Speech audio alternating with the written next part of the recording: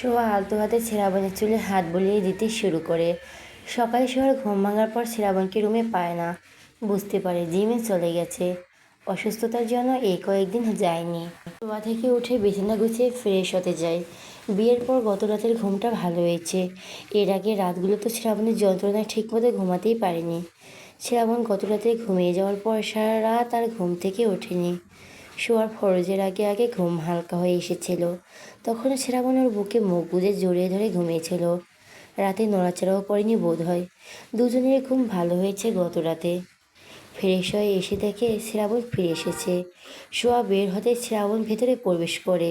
হাত মুখ মুছে ময়শ্চারাইজার মেখে রুম থেকে বেরিয়ে আসে। ডাইনিং টেবিলের কাছে এগিয়ে এসে দেখে শ্রাবণ নাস্তা কিনে নিয়ে এসেছে। শোয়া স্বস্তির শ্বাস নেয়। এখন নাস্তা তৈরি করতে গেলে দেরি হয়ে যেত আরও। এমনিতেই বেলা হয়ে গেছে। রাতে না খাওয়ার কারণে এখনও ক্ষুধা পেয়েছে। রান্নাঘরে এসে দুজনের জন্য 4টা ডিম সিদ্ধ করতে চুলায় বসিয়ে দেয়। সিদ্ধ ডিম আর দুধ গরম করে নিয়ে ডাইনিং টেবিলের কাছে এগিয়ে আসে সোহা। দেখে শ্রাবণ তৈরি হয়ে এগিয়ে আসছে। শ্রাবণ চেয়ার টেনে বসতেই সোহা শ্রাবণের নাস্তা ওর সামনে দেয়, নিজের জন্য রেডি করে নিয়ে যেয়ে নিজেও বসে খাওয়ার জন্য। শ্রাবণ সিদ্ধ ডিম খেতে খেতে গম্ভীর স্বরে বলে, ভার্সিটি যাবি? সোহা মুখ তুলে শ্রাবণের মুখের দিকে তাকায়। শ্রাবণ অবাক বলে, বলেছি ভার্সিটি যাবি নাকি? তুমি যেতে দিলে যাব। আমার সঙ্গে যাবে, আবার আমার সঙ্গে ফিরে আসবি। কোনো ছেলের সঙ্গে কথা বলা তো দূরে থাক, তাকালেও তার চোখ উপড়ে ফেলবো। 1 সেকেন্ড ভাববো না আমি। তাকাবো না, মনে থাকে যেন। আমার বই খাতা সব তো ওই বাড়িতেই রয়েছে। নিজে আসার ব্যবস্থা করব আমি। সোহা মাথা নেড়ে খাওয়ায় মনোযোগী হয়। মনে মনে খুশিও হয়েছে। চোখ তুলে আবার শ্রাবণের দিকে তাকিয়ে দেখে শ্রাবণ প্লেটের দিকে তাকিয়ে গম্ভীর হয়ে খাচ্ছে। খাওয়া শেষ করে স্টাডি রুমে চলে যায় শ্রাবণ। সোহা নিজের খাওয়া শেষ করে টেবিল গুছিয়ে রেখে প্লেট ধুয়ে রাখে। শ্রাবণ ব্যাগ কাঁধে আর হাতে হেলমেট নিয়ে ফ্ল্যাট থেকে বেরিয়ে আসে। বাইরে থেকে দরজা লক করে লিফটের দিকে এগিয়ে যেতে যেতে দাদার ফোনে কল করে। শ্রাবণ, কেমন আছো? ভালো, তুমি কেমন আছো? আলহামদুলিল্লাহ। কোথায় তুমি? বাড়িতেই আছি। শ্যাম কোথায়? মাত্র ভার্সিটিতে যাওয়ার জন্য বেরিয়ে গেল। বিকেলে শোয়ার বই খাতা সহ যাবতীয় সব পেপার শ্যামকে দিয়ে পাঠিয়ে দিও। আচ্ছা, রাখছি, ভালো থেকো। আচ্ছা, তুমিও ভালো থেকো। শ্রাবণ কল কেটে লিফটের ভিতর প্রবেশ করে। ওর পাশে দাঁড়িয়ে থাকে একজন ভদ্রমহিলা। ওর দিকে তাকিয়ে আছে চোখ কোনা করে। শ্রাবণ বিরক্তিতে কপাল কয়ে ভাঁজ ফেলে মুখ অন্যদিকে ফিরিয়ে নেয়। এই মহিলার সঙ্গে দেখা হলেই ওর দিকে তাকিয়ে থাকে। মাঝে মাঝে তো প্রশ্ন করে, বিরক্ত বানিয়ে দেয়। গায়ে পড়া মহিলা একটা। শ্রাবণ ফ্ল্যাটে ফিরে ঠিক 4টায়। শোয়া রুমগুলো ঝাড়ু দিয়ে এখন ড্রয়িং রুম ঝাড়ু দিচ্ছে। শ্রাবণকে ফিরে আসতে দেখে মনে সাহস বাড়ে। এতক্ষণ ভয় ভয় লাগছিল। একা একটা ফ্ল্যাটে থাকতে ভয় তো লাগবেই, সাথে দম বন্ধ হয়ে আসে। শ্রাবণ সোজা স্টাডি রুমে প্রবেশ করে। ব্যাগ আর হেলমেট রেখে বেডরুমে ফিরে আসে। ক্লান্তি লাগছে, খিদেও পেয়েছে। কেন যেন আজ বাইরে খেতে ইচ্ছে করেনি। হাসান অনেক টানাটানি করছিল খাওয়ার জন্য, কিন্তু শ্রাবণ খায়নি। যা করতে মন টানে না, ইচ্ছে করে না, সেটা শ্রাবণ কোনোদিন করে না। মনের বিরুদ্ধে গিয়ে কোনো কিছু করতে পারে না শ্রাবণ চৌধুরী। শ্রাবণ ফ্রেশ হয়ে রুম থেকে বের হতেই কলিং বেল বেজে ওঠে। শোয়া সোফায় বসেছিল। কলিং বেলের শব্দে সেদিকে তাকায়। তারপর ঘুরে তাকালে দেখে শ্রাবণ এগিয়ে আসছে। শ্রাবণ সোজা দরজার কাছে এসে দাঁড়ায়। দরজা খুলে দেখে সিয়াম দাঁড়িয়ে আছে, বাঁ হাতে সুটকেস ভরা। সিয়াম সুটকেসটা এগিয়ে দিয়ে বলে, ভাইয়া, এই যে এটার ভিতর সব কিছু আছে। শ্রাবণ হাত বাড়িয়ে সুটকেসটা ধরে। সিয়াম ভিতরে উকি দেয় একবার। সোয়াকে দেখতে পায় সোফায় বসে আছে। ফিরে যাওয়ার জন্য ঘুরে দাঁড়াতে শ্রাবণ গম্ভীর স্বরে বলে, ভেতরে আয়। সিয়াম দাঁড়ায়। বোনকে না দেখলে চলে যাবে? সিয়াম ঘুরে দাঁড়ায়। শ্রাবণ পথ ছেড়ে দেয়। সিয়াম ভেতরে প্রবেশ করতেই দরজা লাগিয়ে দিয়ে শ্রাবণ স্টাডি রুমের দিকে এগিয়ে যায়। এতদিন পর ভাইকে দেখে শোয়ার চোখে পানি জমেছে। সোফা ছেড়ে উঠে এগিয়ে আসতে ভাইয়ের কাছে দাঁড়ায় ভাইয়ের সামনে। সিয়াম কিছুক্ষণ একদৃষ্টিতে তাকিয়ে আছে বোনের দিকে। সবসময় হাস্যজ্জ্বল থাকা চেহারা মলিন হয়ে আছে। চোখ দুটো পানিতে টইটুম্বুর, পলক ফেলতেই পানি গড়িয়ে পড়বে। তাকে থাকতে থাকতে শোয়ার চোখ বেয়ে পানি গড়িয়ে পড়তে শুরু করে। সিয়াম বোনকে টেনে জড়িয়ে ধরে, মাথায় হাত বুলিয়ে আদর করে জড়ানো কণ্ঠে বলে, কেমন আছিস? সোহাগ কেঁদে ফেলল। কান্না জড়ানো গলায় বলে, ভালো, তুমি কেমন আছো? এই তো আছি কোনো রকম। বাড়িতে তুই নেই, ভাইয়া নেই, ভালো লাগে না আমার। কাঁদিস না। সোহাগ কান্না বন্ধ করতে করতেও পারে না। সিয়াম বোনের চুলে হাত বোলাতে বোলাতে ফ্ল্যাটের চারদিকে নজর বোলায়। এর আগে এই ফ্ল্যাটে ওর আসা হয়নি কোনোদিন। শ্রাবণ স্টাডি রুমের দরজার মাঝখানে দাঁড়িয়ে ওদের দুজনের দিকে তাকিয়ে আছে। সিয়াম আবারও বলে, কাঁদিস না। সোয়া ভাইয়ের বুক থেকে মুখ তুলে ভাইয়ের মুখের দিকে তাকায়। সিয়াম বোনের চোখের পানি মুছিয়ে দেয়, কিন্তু তখনই আবার পানি গড়িয়ে পড়ে গাল দুটো ভিজে যায়। সিয়ামের টইটুম্বুর চোখ জোড়া থেকে টুপটাপ পানি গড়িয়ে পড়ে সোয়ার মুখের উপর। সিয়াম দ্রুত নিজের চোখের পানি মুছে নেয়। সোয়াকে ছেড়ে দিয়ে উল্টো করে হাঁটতে হাঁটতে বলে, আমি আসছি, তুই ভালো থাকিস। শ্রাবণ বলে, চেহারা দেখে তো মনে হচ্ছে লাঞ্চ করিসনি, লাঞ্চ করে যা, তোর বোন রান্না করেছে। বোন রান্না করেছে শুনে সিয়াম দাঁড়িয়ে যায়, আবার ঘুরে দাঁড়ায় বোনের দিকে। বিস্ময়ের চোখ দুটো বড় বড় হয়ে গেছে। সোয়া রান্না করতে পারে? সোয়া তো কোনোদিন রান্নাঘরে পরিবেশই করেনি। ও রান্না করা শিখলো কিভাবে? শ্রাবণ এগিয়ে এসে বলে, চল লাঞ্চ করি, যদি এখন লাঞ্চ করার টাইম না। সোয়ার চোখের পানি মুছে ডাইনিং টেবিলের দিকে এগিয়ে যেতে যেতে বলে, ভাইয়া আসো, আয়। সিয়াম শ্রাবণের সঙ্গে পা বাড়িয়ে ডাইনিং টেবিলের দিকে। সোয়া ওদের দুজনের জন্য খাবার বেড়ে দেয়। সিয়াম বেসিন থেকে হাত ধুয়ে এসে চেয়ারে বসে। ভাত মেখে মুখে পুড়ে তো সিয়াম অবাক। রান্না অনেক ভালো হয়েছে, মনে হচ্ছে প্রফেশনাল কেউ রান্না করেছে। কাঁচা হাতের রান্না মনেই হচ্ছে না। শ্রাবণের মুখের দিকে তাকিয়ে দেখে শ্রাবণ তৃপ্তি নিয়ে খাচ্ছে। সিয়াম বোনের মুখের দিকে তাকিয়ে বলে, তুই রান্না করেছিস এসব? হ্যাঁ। তুই তো জীবনে রান্না করে যাসনি, এত ভালো রান্না কোথায় শিখলি? ইউটিউব থেকে। সিয়াম খাওয়া বন্ধ করে বোনের মুখের দিকে তাকিয়ে থাকে পলকহীন। ওর অবুঝ বোকাশোকা বোনটার সংসারই হয়ে গেছে মনে হয়। দুপুরে খেয়েছিস? হ্যাঁ, তুমি খাও। সিয়াম খাওয়া শুরু করে আবার। চোখ দুটো বেয়ে পানি গড়িয়ে আসছে। আবার টিস্যু পেপার হাতে নিয়ে চোখ মুছে নেয়। বোনের হাতের রান্না খেয়ে এবার আনন্দের ওই চোখ দুটো বেয়ে পানি বেরিয়ে আসছে। নাস্তা সেরে দ্রুত তৈরি হয়ে নেয় সোহা। শ্রাবণ ড্রয়িং রুমে দাঁড়িয়ে বিরক্তির সুরে বলে, সারাদিন ধরে কি এখন রেডি হবি? বের হ শয়তানের বাচ্চা, নয়তো রেখেই চলে যাব। হয়ে গেছে, আসছে। দ্রুত পায়ে রুম থেকে বেরিয়ে আসে শোভা। শ্রাবণ দরজার দিকে এগিয়ে বলে, স্টাডি রুম থেকে তোর ব্যাগ নিয়ে আয়। সোহা অবাক, আবার দ্রুত পায়ে স্টাডি রুমে প্রবেশ করে। ব্যাগ হাতে নিয়ে রুম থেকে বেরিয়ে আসে। শ্রাবণ ফ্ল্যাটের দরজা লক করে। ওর পাশে দাঁড়িয়ে আছে সোহা, কাঁধে ব্যাগ। সেই ভদ্রমহিলাটা শ্রাবণের পাশে মেয়ে মানুষ দেখে বেশ অবাকই হয়ে তাকিয়ে আছেন। কৌতূহল দমাতে না পেরে এগিয়ে আসেন দুজনের কাছে। ততক্ষণে শ্রাবণ দরজা লক করে সোহার হাত ধরে লিফটের দিকে আগাচ্ছে। মহিলা দ্রুত দুজনের পাশে এসে হাঁটতে হাঁটতে বলেন, কেমন আছো তোমরা? শ্রাবণ কিছু বলে না, স্পষ্ট বিরক্তি প্রকাশ পাচ্ছে ওর চোখে মুখে। ভদ্রতা বজায় রাখতে সোহা মৃদুস্বরে বলে, ভালো। শ্রাবণ, তোমার কি হয়? সব ভদ্রমহিলার মুখের দিকে তাকিয়ে শ্রাবণের মুখের দিকে তাকায়। লিফটের সামনে এসে দাঁড়িয়েছে ওরা। লিফট নিচে রয়েছে। বলি না যে তোমার কি হয় সম্পর্কে? শ্রাবণ তাকায় ভদ্রমহিলার মুখের দিকে, কিছুটা রুক্ষস্বরে বলে, হাজব্যান্ড ওয়াইফ। তোমার বউ? হ্যাঁ। তুমি বিয়ে করে নিয়েছো? আপনি কি চাইছিলেন, আমি যেন বিয়ে না করে সারা জীবন সিঙ্গেল থাকি? না না, তা চাইবো কেন? বিয়ে করেছো ভালো হয়েছে, বিয়ের বয়স তো আরও আগেই হয়েছিল। ভদ্রমহিলা একটু দমে নিয়ে আবার বলেন, কোথায় বিয়ে করেছো? বাড়িতে। বাড়িতে বিয়ে করেছো সেটা তো বুঝলাম, আমি জিজ্ঞেস করেছি তোমার বউয়ের বাবার বাড়ি কোথায়। আমিও সেটাই বলেছি, আমার বাড়িতে। শ্রাবণের কথা শুনে ভদ্রমহিলার কপাল ভরে কুঁচকে গেছে। ওর কথায় আগা কিছুই ওনার মাথায় ঢুকছে না। শ্রাবণের মেজাজ ভীষণ গরম হয়ে গেছে। লিফট চলে আসায় সোয়াকে নিয়ে ভেতরে প্রবেশ করে। ভদ্রমহিলা নিজেও দ্রুত প্রবেশ করেন ভেতরে। নিজেকে আবার দমাতে না পেরে আর সবটা জানার আগ্রহে আবার বলেন, একটু ক্লিয়ার করে বলো তো আমাকে, তোমার বাড়িতে তোমার বউয়ের বাবার বাড়ি কিভাবে হয়? আর তোমার যদি বাড়ি থেকেই থাকে তাহলে তুমি এতগুলো বছর ধরে এখানে একা একা থাকো কেন? শ্রাবণ কিছু বলে না। ওর চোখ মুখ দেখে সোয়া কিছু বলার সাহস করছে না।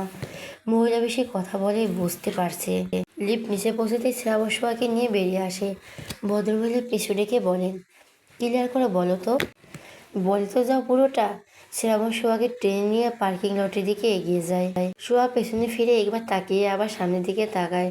শ্রাবণের মুখের দিকে তাকিয়ে দেখি ওর মুখ লাল হয়ে গেছে রাগে। মনে মনে ভদ্রমহিলাকে কি বলে গালি দিচ্ছে কে জানে। পার্কিংয়ে এসে সোহাকে বসিয়ে নিজে বসে ড্রাইভিং সিটে। পার্কিং থেকে বেরিয়ে আসতে ভদ্রমহিলার সামনে পড়ে। শ্রাবণ গাড়ি স্পিড বাড়িয়ে চলে যায় দৃষ্টি সীমানার বাইরে। মহিলা পেছন থেকে বিড়বিড় করে বলেন, বেয়াদব ছেলে মেয়ে, আদব কথা কিছু শেখেনি নাকি? কেউ কিছু জিজ্ঞেস করলে উত্তর দিতে হয়, এতটুকুও জ্ঞান নেই। এখনকার ছেলেমেয়েরা যে কী মনে করে নিজেকে, সব কটা অসভ্য তৈরি হচ্ছে, সব বাবা মায়ের দোষ। বিড়বিড় করতে করতে ভদ্রমহিলা চলে যান নিজ গন্তব্যে। দুপুর গড়িয়ে বিকেল 3টার উপর বেজে গেছে। শ্রাবণের আরও একটা ক্লাস আছে, তবে এখন অনেক দেরি ক্লাস শুরু হতে। এখন বন্ধুদের সঙ্গে বসে আছে ক্যাম্পাসে। ওর হাতে গিটার, গান গেয়ে মাত্রই থেমেছে। হাতের ঘড়ির দিকে তাকিয়ে টাইম দেখে নেয়। এতক্ষণে তো শোয়ার ক্লাস শেষ হয়ে যাওয়ার কথা, এখনও আসছে না কেন? ওকে তো বলেছিলাম ক্লাস শেষে যেন এখানেই আসে। বন্ধুদের কথায় পুনরায় গিটারের সুর তুলতেই নজর আটকে কিছুটা দূরে। ওখানে ছেলে মেয়েদের জটলা পাকিয়ে যাচ্ছে। শ্রাবণ কপাল ভুরু কুঁচকে তাকিয়ে থাকে কিছু সময়। মুহূর্তে চোখে মুখের রং পরিবর্তন হয়। গিটার রেখে উঠে দাঁড়ায়, বড় বড় কদমে আগায় ভিড়ের দিকে। ওকে এভাবে এগিয়ে যেতে দেখে ওর বন্ধুরাও আগায় পেছন পেছন। ভিড়ের মধ্যে এসে দাঁড়ায় শ্রাবণ, রাগী স্বরে বলে, কী হচ্ছে এখানে? শ্রাবণের গলার স্বর শুনে পেছনে তাকায় সোহা। শ্রাবণকে নিজের পেছনে দাঁড়িয়ে থাকতে দেখে দ্রুত ওর দিকে ঘুরে কিছুটা এগিয়ে দাঁড়ায়, আরও কাছাকাছি। শ্রাবণ সোহার মুখের দিকে তাকায়, রাগে পায়ের রক্ত ছলকে মাথায় উঠে যায়। পেছন থেকে একটা ছেলে সোহার দিকে হাত বাড়িয়ে বলে, ওদিকে গেলি কেন, এদিকে আয়। সোহা ভয়ে শ্রাবণের বুকের সঙ্গে মিশে যায় দ্রুত। ও জানে এই বুক থেকে আজরাল ব্যতীত অন্য কেউ ওকে ছিনিয়ে নিতে পারবে না। ওর জন্য এই জায়গায় এখন সবচেয়ে নিরাপদ আশ্রয়। দুজনের মাঝখানে চুল পরিমাণ ফাঁকা নেই। শ্রাবণ শার্ট খামচে ধরে ফুপিয়ে ওঠে, ওর বুকে মুখ গুজে। ছেলেটা হাত গুটিয়ে নিয়ে দাঁড়িয়ে আছে শোয়ার দিকে তাকিয়ে। শ্রাবণ এক হাতে শোয়াকে আগলে রেখে বলে, কি হয়েছে? শোয়া কাঁদতে কাঁদতে বলে, ওরা মেরেছে আমাকে, আমার ফোন আর ব্যাগ কেড়ে নিয়েছে। পেছনে দাঁড়িয়ে থাকা ছেলেটি বলে, কার কাছে বিচার দিচ্ছিস রে? উনি নিজেরই তো র্যাগিং করে। যদি এতই ভয় লাগে তাহলে আমার কাছে আসতি, আমি আমার বুকেই তোকে আশ্রয় দিতাম। বড় ভাই আপনি, যান এখান থেকে। শেষের কথাগুলো বলতে বলতে শোয়ার দিকে আবার হাত বাড়ায় ওকে ধরার জন্য। বাকি কথা শেষ করার আগে শ্রাবণ ছেলেটার হাত খপ করে ধরে মোচড় দেয়। আহা করে চিল্লিয়ে ওঠে ছেলেটা। শ্রাবণ নিজের সর্বশক্তি প্রয়োগ করে একটা চর বসায় কাঁসা বরাবর। ভয় পেয়ে শোয়া আরও শক্ত করে আঁকড়ে ধরে শ্রাবণকে। ছেলেটার হাত ছেড়ে দিয়ে আরও একটা চর বসিয়ে দেয়। তার সামলাতে না পেরে ধপাস করে পড়ে যায় নিচে। ছেলেটার ঠোঁটের কোণে ফেটে রক্ত বেরিয়ে এসেছে। শ্রাবণ নিজের বুক থেকে শোয়ার মুখ তুলে মুখের দিকে তাকায়। বাম গালটা লাল হয়ে গেছে চর খেয়ে, 4 আঙুলের ছাপ পড়ে আছে। গাল দেখে ওর মস্তিষ্ক টকবক করে ফুটছে। ডান হাতে মুখ আগলে ধরে বেল আঙুল দিয়ে গালে মৃদুভাবে স্ল্যাট করতে করতে বলে, কে মেরেছে তোকে? ছোঁয়া ঘাড় ঘুরিয়ে পেছনে তাকায়, পুনরায় শ্রাবণের বুকে মুখ লুকায়। একটা মেয়ের দিকে আঙুল তুলে বলে, ওই কালো প্যান্ট আর টি শার্ট পরা মেয়েটা। শ্রাবণ মেয়েটার দিকে তাকায়, তাকানো দেখে মেয়েটা শুকনো ঢোক গিলে পিছিয়ে যেতে শুরু করে। শ্রাবণ সোয়াকে বুক থেকে সরাতে সরাতে বলে, এখানে দাঁড়িয়ে থাক চুপচাপ। সোয়া শ্রাবণকে ছেড়ে দাঁড়ায়। শ্রাবণ হিংসা বাঘের ন্যায় এগিয়ে গিয়ে থাবা বসায় মেয়েটার কাঁসা বরাবর। মেয়েটা নিচে পড়তেই অজ্ঞান হয়ে গেছে। এত জোরে চর বসিয়েছে যে মেয়েটা মাথা তো ভোঁ ভোঁ করছিল। আর একটু জোরে হলে বোধহয় কানের পর্দা ফেটে রক্ত বেরিয়ে আসতো। নিচে পড়ে থাকা ছেলেটি উঠে দাঁড়ায়, শ্রাবণকে গালি দিয়ে বলে, কুত্তার বাচ্চা, তোর এত জ্বলছে কেন ওর জন্য? তুই নিজে যখন র্যাগিং করিস আমরা কিছু বলতে বলতে যাই, তাহলে তুই আমাদের মধ্যে নাক গলাতে এসেছিস কেন? শ্রাবণ আগের চেয়ে বেশি রেগে তেড়ে এসে ছেলেটির গলা চেপে ধরে হিস হিসিয়ে বলে, শুয়ারে বাচ্চা, ও আমার ওয়াইফ। আমার ওয়াইফকে কিছু বলা আর করা তো অনেক দূরের কথা। ওর দিকে চোখ তুলে তাকালেও তোর চোখ উপড়ে নেব। ওই কুত্তার বাচ্চা, কত বড় কলিজা, ও আমার ওয়াইফের গায়ে হাত তুলেছে। দ্বিতীয়বার তোদেরকে আমার ওয়াইফের আশেপাশে দেখলে খুব শিগগিরই আজরাইলের সাক্ষাৎ পাবি। কথাগুলো বলে ছেলেটাকে ছুঁড়ে ফেলে দেয় দূরে। হুঙ্কার ছেড়ে বলে, কোন কুত্তার বাচ্চার কাছে ফোন আর ব্যাগ, দ্রুত দে। একটা মেয়ে ফোন আর ব্যাগ নিয়ে এসে শোয়ার হাতে দিয়ে দ্রুত চলে যায়। নিচে পড়ে থাকা ছেলেটা গর্জন করে বলে, কুত্তার বাচ্চা, তোকেও দেখে নেব আমি। শুয়ারের বাচ্চা, আর কত দেখবি, দেখে নে মন ভরে। তোর কোন কোন বাপকে দেখাতে চাস তাদেরও নিয়ে আসিস। এই দুনিয়ায় এখনো এমন কারো জন্ম হয়নি যাকে এই শ্রাবণ চৌধুরী ভয় পায়। শ্রাবণ সোহার হাত ধরে সকলের দিকে একবার নজর বুলিয়ে বর্জ্যকণ্ঠে বলে, কোনো দিন কোনো ছেলে ওর দিকে তাকালে তার খবর আছে। আর কোন কুত্তার বাচ্চা ওর গায়ে হাত তুলে তো দূর, ওকে ফুলের টোকা দিলেও শরীরের অঙ্গ আর হাত থাকবে না ফুল ছোঁয়ার জন্য। কথাগুলো বলে সোয়াকে নিয়ে পার্কিংয়ের দিকে আগায়। সোয়া এখনো ফুপিয়ে ফুপিয়ে কাঁদছে। শ্রাবণ নিজের ব্ল্যাক মার্সিডিজ বেঞ্চ নিয়ে ভার্সিটির গেট পেরিয়ে বেরিয়ে আসে রাস্তায়। রাগে ওর মাথা ফেটে যাচ্ছে। ওর বউকে মারবে, কাটবে, খুন করবে, কিন্তু বাইরের একটা মানুষ ওর বউয়ের সঙ্গে উঁচু গলায় কথা বলতে পারবে না। গায়ে হাত তোলা তো থাক দূরের কথা। অল্প সময়ের মধ্যে গাড়ি বিশাল ভবনের পার্কিং লটে এসে দাঁড়ায়। সোয়া গাড়ি থেকে নেমে দাঁড়ানোর পর শ্রাবণ গাড়ি পার্কিং করে ভেতরে থেকে বেরিয়ে আসে। লিফট থেকে বেরিয়ে ফ্ল্যাটের দরজা খুলে ভেতরে প্রবেশ করে দুজন। আস্তে আস্তে সোয়ার কাছ থেকে রাস্তায় শুয়ে নিয়েছে পুরো কাহিনী। শ্রাবণের চোখ মুখ রক্তিমর্ণ ধারণ করেছে এখনও। সোয়ার ওই শয়তানটা শুয়েছে, এটা শুনে মাথায় আরও আগুন ধরে গেছে। চোখ বন্ধ করে রেখে বলে, যা গোসল করে আয়। সোয়ার হাতের ব্যাগ ফ্লোরে রেখে সোজা আলমারির দিকে এগিয়ে যায়। কাঁদতে কাঁদতে মাথা ধরে গেছে। শ্রাবণের চোখ মুখ দেখে এখন আরও ভয় করছে। বাড়ি কোনো ছেলে ওকে ছুঁয়েছে, এটা শোনার পর যে শ্রাবণ ওকে এখনও বাঁচিয়ে রেখেছে এটাই অনেক। কাপড় চোপড় বের করে নিয়ে দ্রুত ওয়াশরুমে প্রবেশ করে। শ্রাবণ ধপ করে বিছানায় বসে পড়ে। দুই হাত খামচে ধরে নিজের মাথার চুল ওই কুত্তার বাচ্চাকে হাতের কাছে আরেকবার পেলে ওর হাতও ছেড়ে নেবে। প্রায় আধা ঘন্টা পর ওয়াশরুম থেকে বেরিয়ে আসে সোহা। শ্রাবণ এখনও আগের মতোই বসে আছে। ওর চোখে মুখের দিকে তাকানোর সাহস এখনও হচ্ছে না সোহার। তখন ওদের মেরেছে, এখন ওকে মারতে পারে, শ্রাবণকে নিয়ে দিয়ে কোনো বিশ্বাস নেই। ভেজা কাপড় চোপড় নিয়ে ব্যালকনিতে চলে আসে।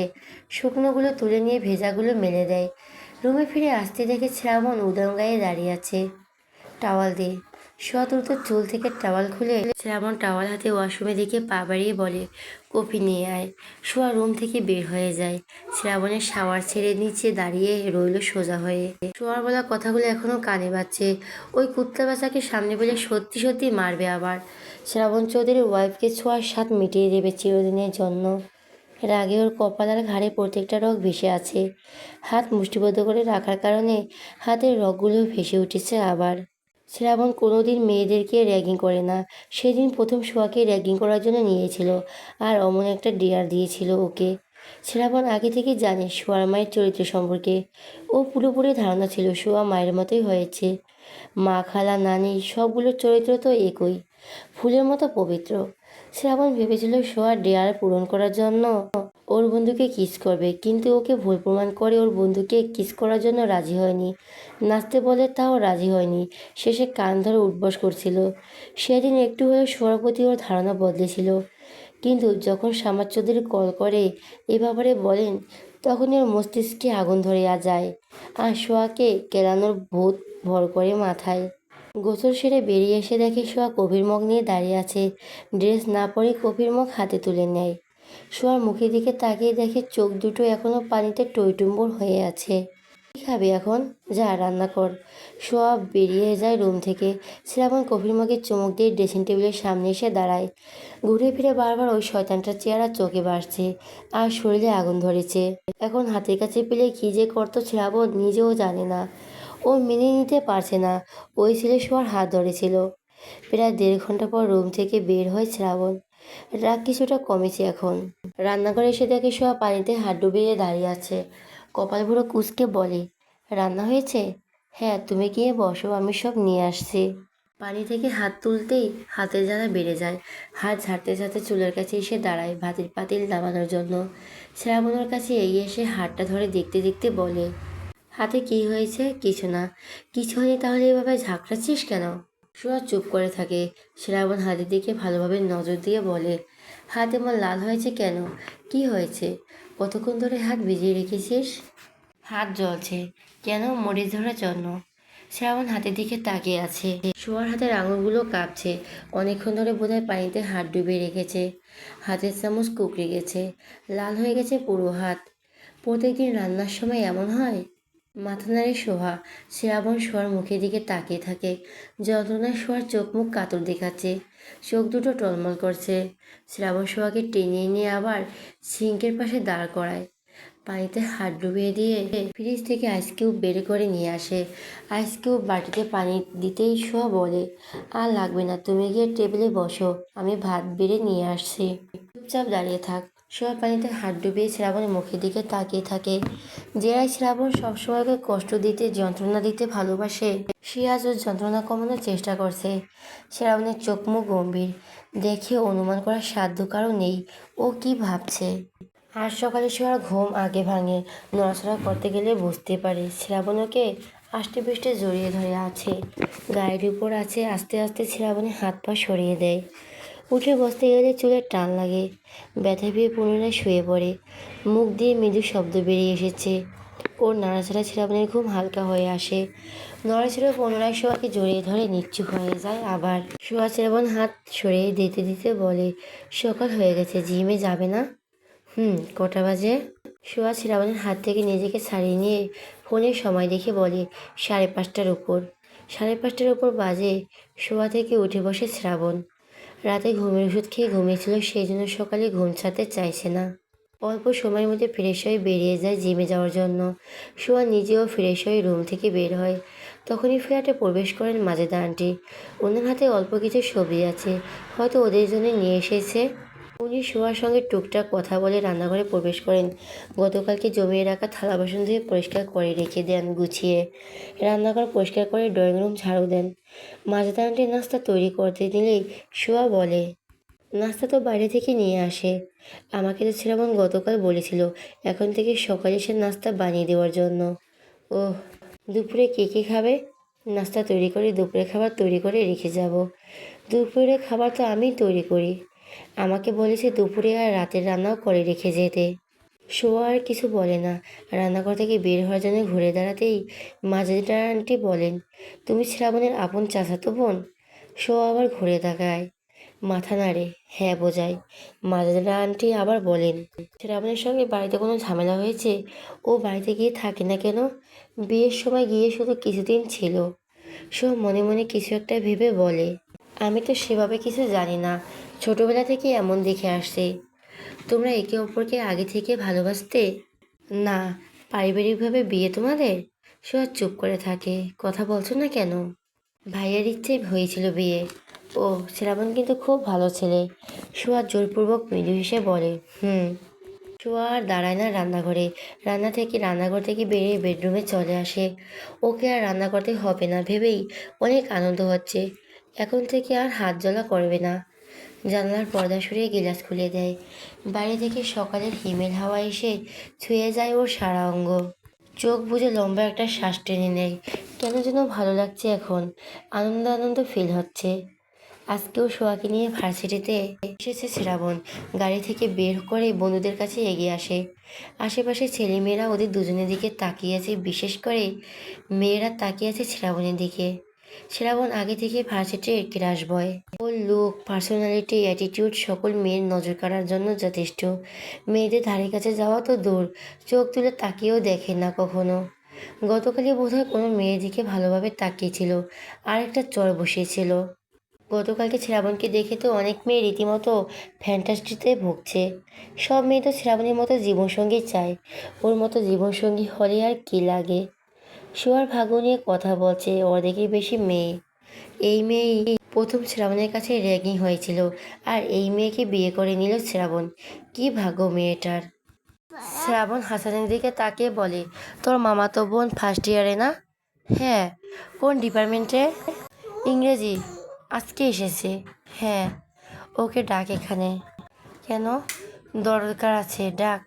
হাসান কিছুক্ষণ শ্রাবণের মুখের দিকে তাকিয়ে থেকে ওর মামাতো বোনের ফোনে কল করে। সোয়াকে শ্রাবণ নিজের ক্লাসে রাখতে আছে। সবাই কেমন করে তাকিয়ে আছে দুজনের দিকে। শ্রাবণ সোয়াকে হাসানের মামাতো বোন রিতার পাশে বসায়। ক্লাস থেকে বেরিয়ে যাওয়ার আগে আরও একবার বলে, কেউ কিছু বললে ভয় না পেয়ে আমাকে কল করবি। আর রিতা, তোমার কাছে তো আমার নাম্বার আছেই, ও না পারলে তুমি কল করবে। রিতা মাথা নেড়ে বলে, ঠিক আছে ভাইয়া, আপনি টেনশন করবেন না, আমি খেয়াল রাখবো ওর দিকে।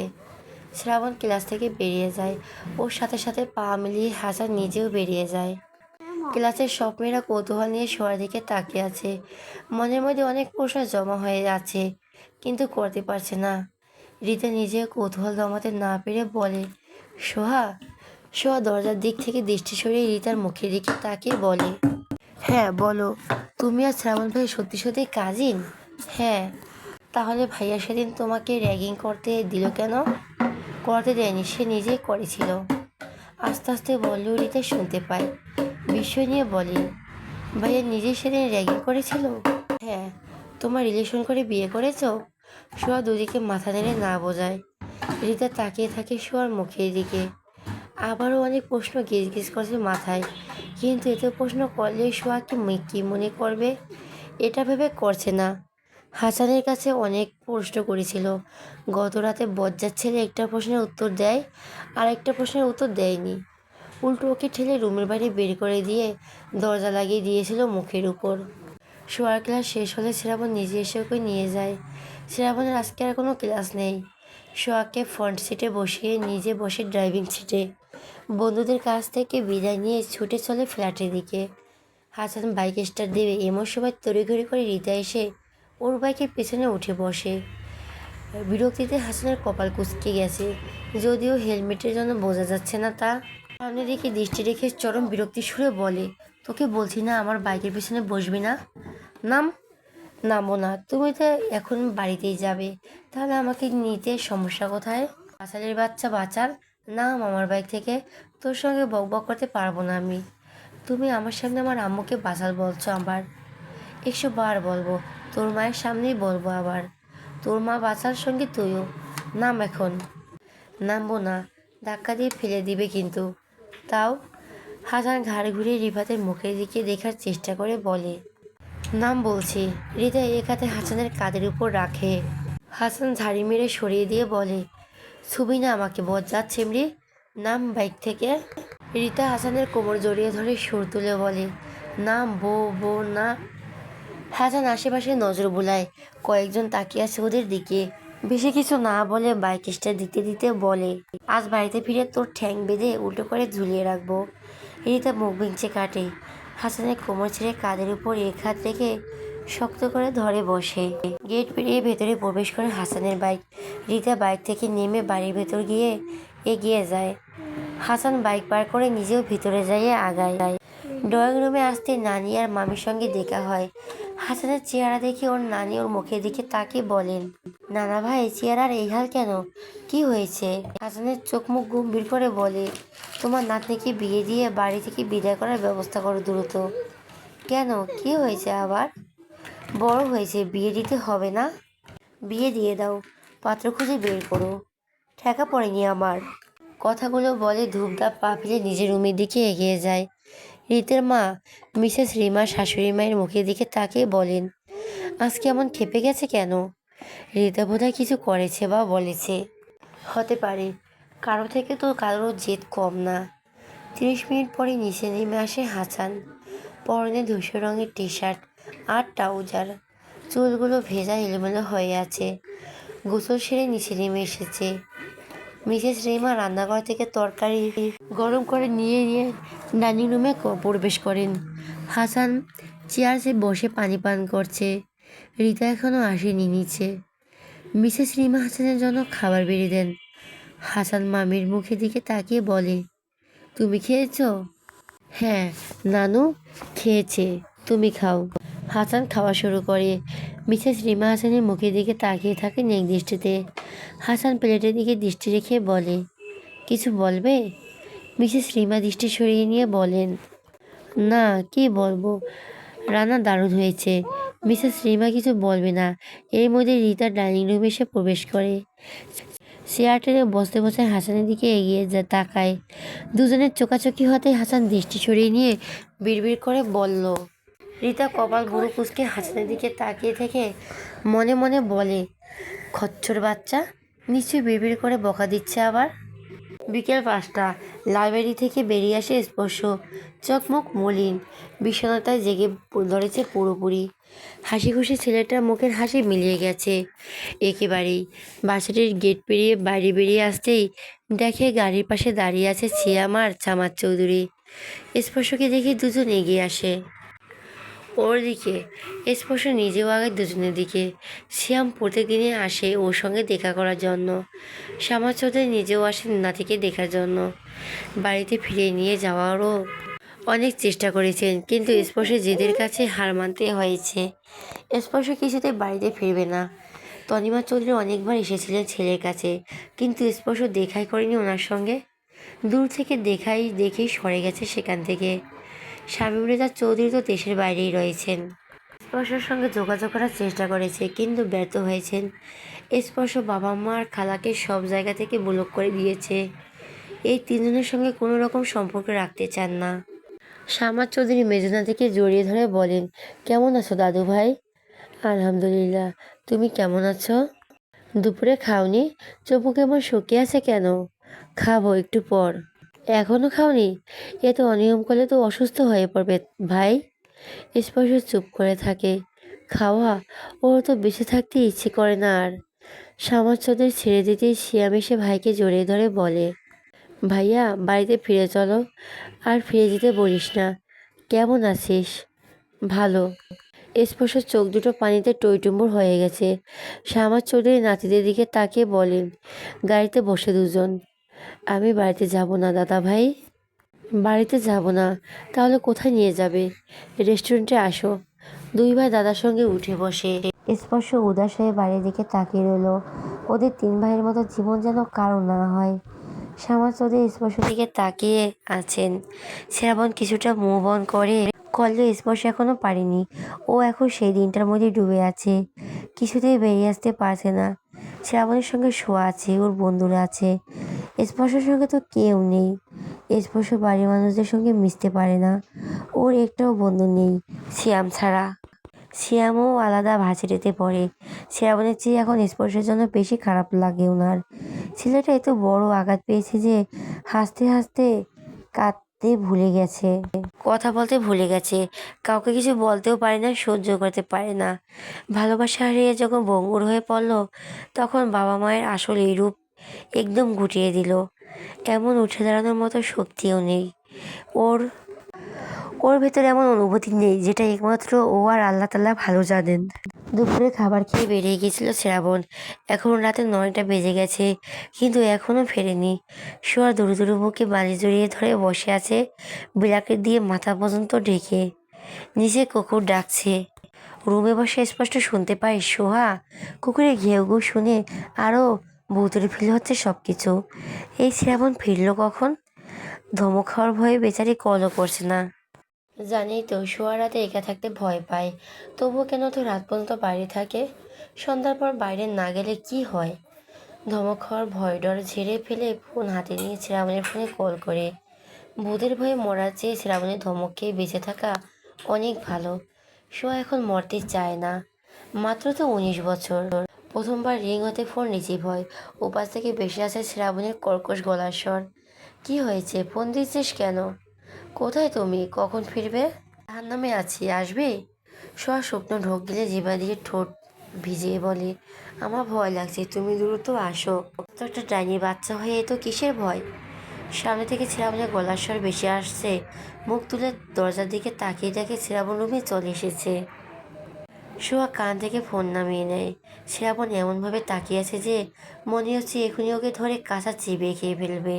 শ্রাবণ বিছানার দিকে এগিয়ে আসতেই সব পিছিয়ে যায় কিছুটা। শ্রাবণ শোয়াকে কিছু বলে না। পকেট থেকে ফোন বের করে রেখে শার্টের বোতাম খুলতে খুলতে সরে যায়। শোয়া ফোঁস করে শ্বাস ছাড়ে। যাক বাবা, বেঁচে গেছে। বিছানা ছেড়ে নেমে বলে, ফ্রেশ হয়ে আসো, আমি খাবার গরম করছি। শ্রাবণ প্যান্টের বেল্ট খুলতে খুলতে বলে, খেয়ে এসেছি আমি, তুই খেয়ে আয় দ্রুত। শোয়া কিছু না বলে বেরিয়ে যায় রুম থেকে। শ্রাবণ প্যান্ট খুলে ট্রাউজার পরে ওয়াশরুমে প্রবেশ করে। রাত বেশ গভীর, চারপাশ প্রায় নিস্তব্ধই। দূর থেকে দুই একটা গাড়ির শব্দ ভেসে আসছে, সঙ্গে নেড়ি কুকুরের হাঁক ডাক। সোহাগ শ্বাস ভারী এসে সঙ্গে শ্রাবণেরও। বন্দি রুমের ভেতরে একে অপরের ভারী শ্বাস স্পষ্ট শুনতে পাচ্ছে। দুজন। রুমে ডিম লাইট জ্বলছে, শোয়ার চোখ জোড়া বন্ধ। শ্রাবণ পুরো শরীরে ভর শোয়ার উপরে, শ্রাবণের মুখ শোয়ার ঘাড়ে, শ্রাবণের উষ্ণ শ্বাস ছোঁয়ার ঘাড়ে আছড়ে পড়ছে। হালকা করে বাইট দিতে শোয়া নড়ে চড়ে ওঠে, শ্রাবণ ঘাড় বাইট দেয়। আবারও কেঁপে ওঠে সোহা। কিছু মুহূর্তে অতিবাহিত হতেই শব্দ করে চেঁচিয়ে ওঠে শ্রাবণ। মেজাজ সপ্তমে চড়ে বসে মুহূর্তেই। শোয়ার উপর থেকে সরে উঠে বসে, নিজের গাল চেপে ধরে হাত দিয়ে গালে দিয়ে বলে, কুত্তার বাচ্চা কী বাল পড়ছস নাকে? বিছানা ছেড়ে নেমে দাঁড়ায়, মেইন লাইট অন করে শোয়ার দিকে তাকিয়ে দেখে। আমার গালি দিয়ে বলে, ডাইনির বাচ্চা রাক্ষসী, আমার গালে মাংস খাওয়ার জন্য ওই সেট দিয়ে রাখছিস নাকে? ওইবার এখনই খোল নাক থেকে। ড্রেসিং টেবিলের সামনে এসে দাঁড়ায়, ড্রেসিং টেবিলের লাইট অন করে গালের দিকে তাকায়। ফর্সা গালে লম্বা করে লাল দাগ পড়ে গেছে, মনে হচ্ছে এখনই রক্ত বেরিয়ে আসবে। নাকফুলের সঙ্গে ঘষা খেয়েছে গালে। রোমান্টিক মুডের 12টা বেজে গেছে। বইয়ের সঙ্গে রোমান্স করতে গিয়ে সাজা পেয়ে গেল বেচারা, মেজাজটাই বিগড়ে গেছে। ড্রেসিং টেবিলের সামনে থেকে সরে এসে দাঁড়ায় বিছানার কাছে।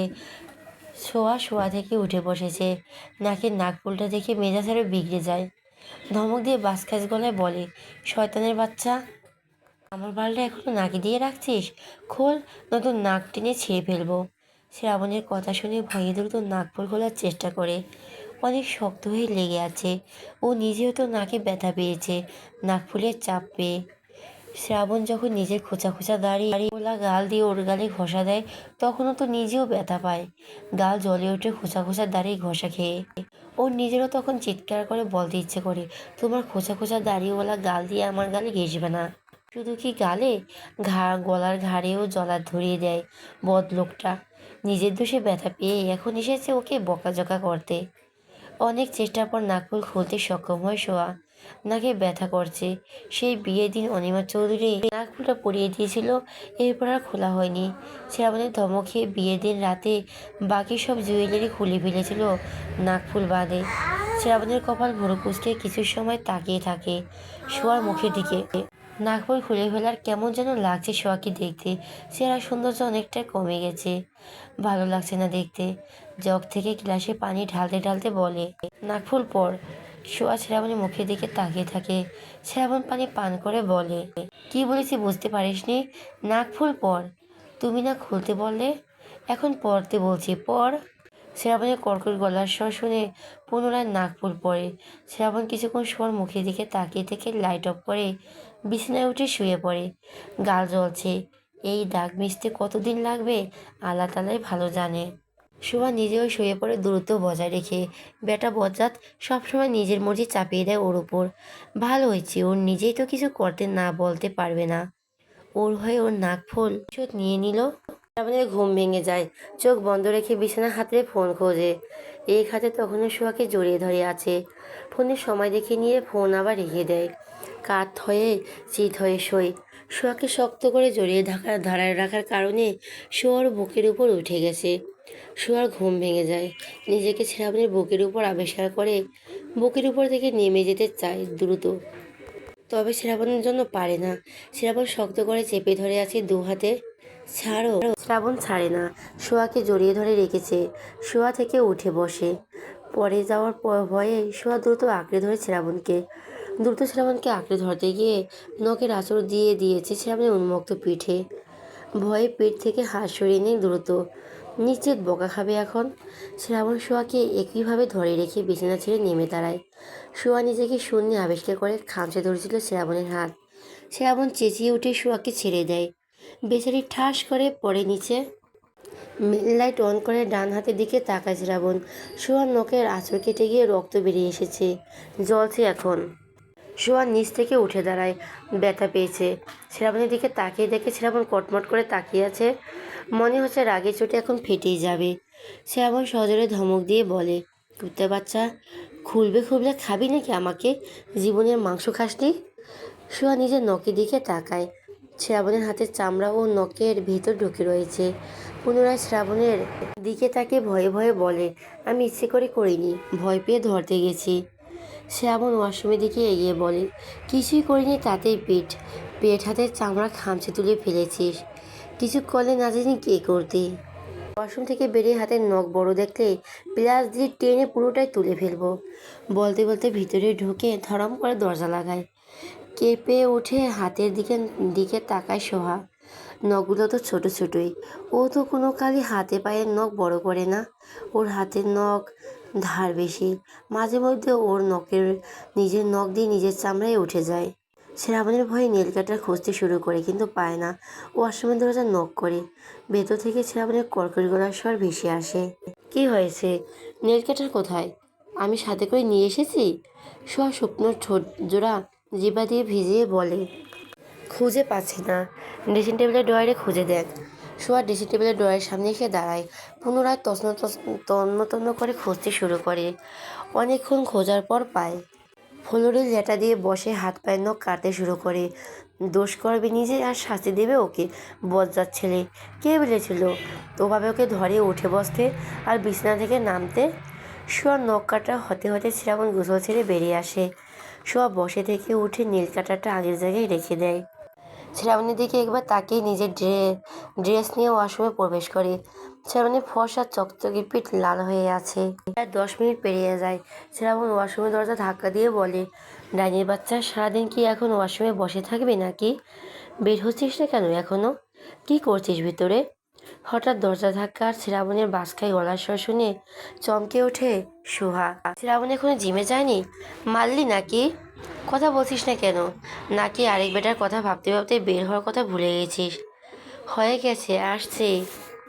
2 মিনিট পর চুল টাওয়ালে পেঁচাতে পেঁচাতে বেরিয়ে আসে সোহা। শ্রাবণীর দিকে তাকিয়ে দেখে ট্রাউজার টি শার্ট পরে দাঁড়িয়ে আছে। জিমে না গিয়ে এইভাবে দাঁড়িয়ে আছে কেন? ভয়ে ভয়ে জিজ্ঞেস করে বসে, আজকে জিমে যাবে না? না। কফি নিয়ে আয়। 11টার পর ফ্ল্যাট থেকে বেরিয়ে আসে শ্রাবণ। বাইক নিয়ে সোজা চলে আসে বন্ধুদের কাছে। বাইরেও যেতে ইচ্ছে করছিল না, আবার ফ্ল্যাটেও থাকতে ভালো লাগছিল না। বাজেটে ক্যাম্পাসে ছিল ওর বন্ধুরা। শিপার নামে ছেলেটি শ্রাবণীর দিকে তাকিয়ে বলে, হেলমেট খুলছিস না কেন? পর্দা শুরু করছিস নাকি? পাশ থেকে রাপি নামে ছেলেটি হেলমেট খোলার চেষ্টা করলে শ্রাবণ ছাড়া দিয়ে ওর হাত সরিয়ে দিয়ে বলে, হাত দূরে রাখ। হেলমেট খোল। শ্রাবণ হেলমেটের গ্লাস উঠিয়ে বলে, কেন?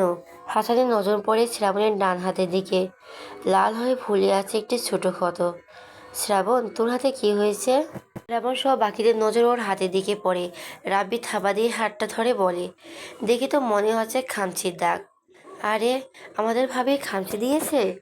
ভাবি খামচি দিয়েছে নাকি বিলাই খামচি দিয়েছে সেটা তো তোদের জানার প্রয়োজন নেই। কেন প্রয়োজন নেই? বিলাই খামচি দিলে ভ্যাকসিন দিতে হবে, আর ভাবি খামচি দিলে? পুরো কথা শেষ না করে চোখ মুখে দুষ্টুমির হাসি ফুটিয়ে তুলে শ্রাবণ বিরক্ত হয়ে বলে, ভালো লাগছে না, খামচি খেতে ইচ্ছে করছে। ভাই, আমার বউ নেই আর বিলাইও নেই, তাই খামচি খাওয়ার চান্সও নেই। আমি তো আছি, আয়, কোথায় কোথায় খামচি খেতে চাস দিয়ে দেই। ছি, অশ্লীল বেড়া, তোর হাত থেকে কোনো খামচি খাবো, তাও যেখানে সেখানে? বিকজ তোর খামচি দেওয়ার কেউ নেই সেই জন্য। হাসান বলে, হেলমেট খুলতো, তোর চেহারা দেখি। গতরাত থেকে তোর চেহারা দেখাই হয়নি। শ্রাবণ আগের চেয়ে বেশি বিরক্ত প্রকাশ করে বলে, কি হেলমেট নিয়ে পড়ছিস সবাই? তুই কিসে পর্দা করছিস? শ্রাবণ হেলমেট খুলে ফেলে। ওর চেহারা দেখে কিছুক্ষণ 5জন হাঁ করে তাকিয়ে থাকে। হাসান বিস্ময় নিয়ে বলে, শ্রাবণ, তোর গালে কি হয়েছে? সকলের একই প্রশ্ন। শ্রাবণ গম্ভীর স্বরে বলে, ব্যথা পেয়েছিস দেখছিস? কিভাবে পেয়েছিস সেটা জিজ্ঞেস করছি। শ্রীপাদ বলে, ভাবি কামড় দিয়েছে নাকি? শ্রীপাদের মাথায় চটি মেরে বলে, কামড় দিলে এমন হয়? অন্য কিছু হয়েছে। হাসান বলে, তোরা থামবি নাকি, ওকে বলতে দে। শ্রাবণ বলে না কিছু। পুনরায় হেলমেট পরে বাইকের উপর বসে থাকে। সকলের দৃষ্টি ওর দিকে স্থির। শ্রাবণ কপাল ভুরু কুঁচকে সকলের দিকে নজর বুলিয়ে বলে, সবাই দেখা বন্ধ কর সবাই। রাত 12টার পর বাড়িতে ফেরে হাসান। এতক্ষণ বন্ধুদের সঙ্গে আড্ডা দিল। সীমা নিজেদের রুমের দিকে এগিয়ে যান। হাসান নিজেও নিজের রুমে চলে আসে। ফ্রেশ হয়ে ওয়াশরুম থেকে বেরিয়ে দেখে ওর বিছানার উপর রীতা বসে আছে। ওকে দেখে হাসান কপাল ভরে কুঁচকে তাকিয়ে থাকে কিছুক্ষণ। আলমারি থেকে দুটো টি শার্ট বের করে গায়ে জড়ায়। ঘুরে দাঁড়িয়ে বলে, এত রাতে না ঘুমিয়ে তুই এখানে? যা নিজের রুমে। আমি যে তোমাকে একটা জিনিস আনতে বলেছিলাম সেটা এনেছো? হাসান চোখ বন্ধ করে বিড়বিড় করে বলে, ওহ শিট, এখন এটার জন্য আমার মাথা খাবে বাচালটা। মুখের দিকে তাকিয়ে বলে, ভুলে গেছি, আগামীকাল এনে দেবো। রিতা গাল ফুলিয়ে বলল, কি? আমি সেই বিকাল থেকে অপেক্ষা করে আছি আর তুমি আনতেই ভুলে গেছো? এখন গিয়ে ঘুমা, আগামীকাল এনে দেবো বলছি তো। কি? আমি সেই বিকেল থেকে অপেক্ষা করে আছি আর তুমি আনতে ভুলে গেছো? ওষ্ঠজোড়া উল্টে বলো, তুমি ইচ্ছে করে আনুনি, তুমি ইচ্ছে করে আনুনি। বলছি তো ভুলে গেছি, আগামীকাল এনে দেবো। আমাকে সঙ্গে নিয়ে যেতে হবে, নয়তো এখনই এনে দেবে। কোথাও নিয়ে যেতে পারবো না আমি, এখনই এনে দাও তাহলে। দোকানদাররা তো তোর জামাই আর শ্বশুর হয়, তাই তোর জন্য এই মাঝরাতে দোকান খুলে বসে আছে। গরিবুল্লাহ, দোকানদাররা কেন আমার জামাই হতে যাবে? আমার জামাই তো তুমি হবে। শ্বশুর কোথায় রয়েছে সেটা তো জানি না। বাসালের বাচ্চা, আর একটা উল্টোপাল্টা কথা বলবি তো লাথি দিয়ে তোর মাজা ভেঙে দেবো। বেয়াদব কোথাকার, যা বের হ আমার রুম থেকে। যাব না, উল্টোপাল্টা কথা কখন বললাম? তো বাচ্চাকে কে বিয়ে করবে? সারা জীবন সিঙ্গেল থাকবো, তবু তোকে বিয়ে করব না। দেখা যাবে সেটা, কাকে বিয়ে করো। এই তুই বের হ আমার রুম থেকে। যাব না। কবে থেকে মামাকে বলছি এই আপদটাকে বিয়ে দিয়ে বাড়ি থেকে বিদায় করো, কিন্তু মামা শুনছে না আমার কথা। আগামী 1 সপ্তাহের মধ্যে তোর জন্য পাত্র খুঁজে নিয়ে আসবো। না পেলে রাস্তা থেকে পাগল ধরে নিয়ে এসে বিয়ে দিয়ে দেব। তারপর দুই পাগল মিলে একসঙ্গে পাগলামি করবি। এখন বের হ আমার রুম থেকে। এ কথা কতবার বলতে হয় তোকে?